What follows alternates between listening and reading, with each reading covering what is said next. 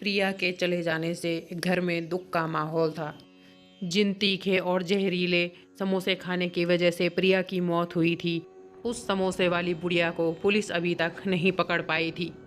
एक शाम आलोक प्रिया की तस्वीर को देखकर रो रहा था, तभी वहां उसकी बहन जानवी आ जाती है। मैं जानती हूँ भैया, आप प्रिया से बहुत प्यार करते थे, लेकिन अगर आप ऐसे हार मान जाओगे तो फिर हम उस बूढ़ी अम्मा को कैसे पकड़ पाएंगे जिसने प्रिया को वो जहरीले समोसे खिलाए थे। हमें उसका पता लगाना ही होगा और उसे उसकी किए की सज़ा दिलानी ही होगी। आप हार मत मानिए भैया। तुम बिल्कुल सही कह रही हो जानवी। जिसने मेरी प्रिया के साथ ऐसा किया है उसे मैं सजा दिलवा कर ही रहूंगा और पता लगा कर ही रहूंगा आखिर उस बूढ़ी अम्मा ने ऐसा किया तो किया क्यों, जो उसने प्रिया को जहर वाले समोसे खिला दिए। चलो तुम अभी के अभी पुलिस स्टेशन चलो मेरे साथ, मैं उस बूढ़ी अम्मा का स्केच बनवाता हूँ। आलोक अपनी बहन जानवी के साथ पुलिस स्टेशन जाता है और उस बूढ़ी अम्मा का स्केच बनवाता है। पुलिस भी उस बूढ़ी अम्मा की तलाश शुरू कर देती है। बहुत खोजबीन करने के बाद भी वह बूढ़ी अम्मा नहीं मिलती है। आखिरकार थक हार कर पुलिस भी ये केस बंद कर देती है। फिर एक दिन प्रिया के पिता आलोक को मिलने के लिए उसके घर पर आते हैं। आलोक बेटा, मैंने अपनी जवान बेटी को खोया है। मैं ऐसे हाथ पर हाथ धरे नहीं बैठ सकता। मुझे जल्द से जल्द उस बुढ़िया को ढूंढना है और उसे उसे किए की सजा दिलवानी है। आप बिल्कुल सही कह रहे हैं अंकल जी। जब तक मैं ये पता नहीं लगा लेता कि प्रिया और जानवी को वो जहरीले समोसे देने वाली बूढ़ी अम्मा जब पकड़ ही नहीं जाती, मैं चैन से नहीं बैठूंगा। ऐसे ही कुछ दिन बीत जाते हैं। तब एक दिन जब आलोक अपनी काम के सिलसिले में शहर जा रहा था, तभी उसे सड़क के किनारे एक बुढ़िया दिखाई दी जो वहाँ मोमोज बेच रही थी और वह उसे तुरंत पहचान गया।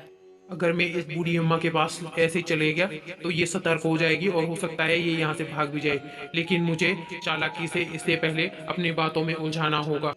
जय सिया राम काकी, ये मोमोज कैसे दिए? बेटा 20 रुपये प्लेट है।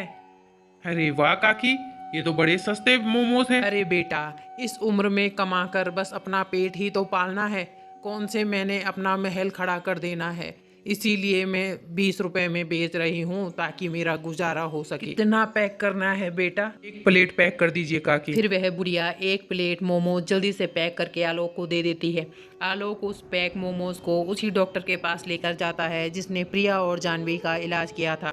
फिर डॉक्टर उन मोमोज की जल्दी से जांच करते हैं और आलोक से कहते हैं, आलोक, इन मोमोज में जहर मिला हुआ है। ये वही जहर है जो प्रिया और जानवी के शरीर में से मैंने निकाला था। जानवी की जान तो जैसे तैसे मैंने बचा ली थी, लेकिन प्रिया की शरीर में ज़्यादा मात्रा में जहर जाने के कारण उसे मैं नहीं बचा पाया था। ऐसे तो ये बुढ़िया न जाने कितने लोगों को जहर खिलाती होगी। आप सही कह रहे हैं डॉक्टर, ऐसे तो न जाने ये कितने लोगों की जान ले रही होगी। हमें कुछ न कुछ तो करना ही होगा। फिर आलोक पुलिस स्टेशन जाता है और इंस्पेक्टर को सारी सच्चाई बताता है और फिर इंस्पेक्टर के साथ मिलकर उस बूढ़ी अम्मा को पकड़ने का प्लान बनाता है। फिर एक रोज आलोक फिर से उस बूढ़ी अम्मा के पास जाता है। जय श्री राम काकी, कैसी हो? अरे तुम्हारे ये मोमोज तो मेरे दोस्तों को बहुत पसंद आए और मेरी बहन तो आपकी मोमोज की फैन हो गई। 5 प्लेट पैक कर दो काकी। धन्यवाद बेटा, तुम जैसे लोगों की वजह से ही तो मुझ गरीब का पेट भर पाता है। मैं अभी 5 प्लेट पैक कर देती हूँ बेटा। और सुनो, अपने आस पड़ोस के बच्चों को भी मेरे यहाँ मोमोज खाने के लिए भेजना। उन्हें भी अच्छा स्वाद मिलता रहेगा और मेरी भी थोड़ा आमदनी हो जाएगी। वैसे काकी, आपके मोमोज में तो अलग ही स्वाद है। इसमें कोई मीठा जहर वहर तो नहीं मिलाती हो? भला मैं क्यों मीठा जहर मिलाऊंगी? ये क्या कह रहे हो तुम बेटा? नहीं नहीं, मेरा मतलब है कि प्यार वाला जहर। इसीलिए तो जो आपके मोमोज खाता है वो बार बार आपके यहाँ मोमोज खाने के लिए आता है। ये लो बेटा, तुम्हारे 5 प्लेट मोमोज तैयार हो गए और आते रहना बेटा। धीरे धीरे वक्त गुजरता जाता है और आलोक उस बूढ़ी अम्मा का विश्वास जीत लेता है। अम्मा, तुम्हारे मोमोज तो बहुत अच्छे हैं। बहुत बहुत धन्यवाद बेटा तुम्हारा। अम्मा, क्यों ना आप मुझे भी ऐसे मोमोज बनाना सिखा दो ताकि मैं भी ऐसे मोमोज बना सकूं। और आप इस मोमोज को बनाने के अलावा भी कुछ काम करती हैं क्या? हाँ बेटा, मैं पहले समोसे की दुकान चलाती थी, उसके बाद मैंने मोमोज की दुकान खोल दी। उसमें कुछ ज़्यादा फायदा नहीं हो रहा था। काकी, आप मेरे घर चलिए ना, मुझे आपको अपनी बहन से मिलवाना है। इसके बाद बुढ़िया मान जाती है और वह आलोक के साथ उसके घर चली जाती है, जहाँ पुलिस, डॉक्टर, जानवी और प्रिया के पिता पहले से मौजूद होते हैं। काकी, आपने मुझे पहचाना? क्या है ना बेटा, उम्र हो गई है तो आंखें भी थोड़ा साथ नहीं देती हैं। मैं तुम्हें नहीं पहचान पा रही हूँ। लेकिन आप इसको तो जानती होंगी ना काकी?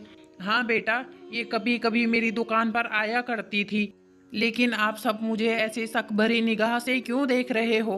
क्योंकि काकी हम सब जानते हैं कि आप अपने बनाए हुए खाने, चाहे समोसे हो चाहे मोमोज हो, आप उसमें जहर मिलाती हो। हम सब जान चुके हैं। ये पुलिस भी आप ही को पकड़ने के लिए यहाँ आई है। देखो अम्मा, सीधे सीधे अपना गुनाह कबूल कर लो तुम, वरना क्या इंस्पेक्टर साहब, मेरे जवान बेटे को भी इसी तरह उनके दोस्तों ने मिलकर समोसे और मोमोज में जहर दे दिया था। मेरा बेटा इस दुनिया में नहीं रहा, इसीलिए मैं सबकी जान ले लूंगी, सबको मार डालूंगी। इसीलिए मैं भी समोसे और मोमोज में जहर मिलाती हूँ।